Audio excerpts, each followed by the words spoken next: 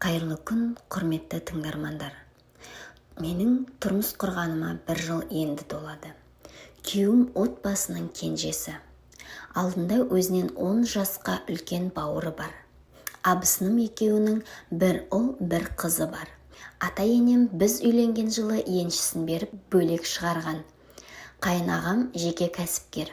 Сол себепті жұмыс барысымен өзге қалаларға жиі іс-сапармен барып тұрады. Бір күні қайынағамның үйде жоқтығын пайдаланып, абысыныма кіріп шығуды жөн көрдім. Өзімше шүйіркелесіп сөйлеспек болдым. Оған хабарласып, үйінің маңайында келе жатқанымды айттым. Ол сасқалақтап, әрине кел күтемін деді. Көп ұзамай үйлеріне жетіп, қоңырауларын бастым. Кешкілік уақыт болса да абысыным ұйқыдан жаңа тұрғандай болып көрінді.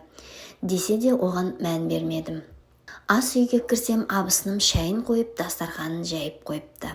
Балаларды ата-анасының үйіне апарып тастап, күні бойы өзі жалғыз демалған екен. Екеуміз үстел басында сөйлесіп отырғанда ол телефонына жалтақтап қарай берді. Оған да мән бермеуге тырыстым. Бір кезде абысыным жуынатын бөлмеге кіріп кеткенде, үстел үстіндегі ұялы телефонына сенімен өткен әрбір түн маған қымбат.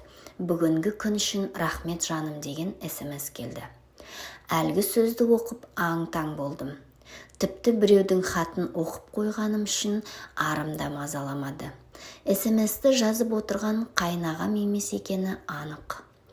Бүгін күні бойы жалғыз болдым деген абысынымның сөзі де жалған болып тұр.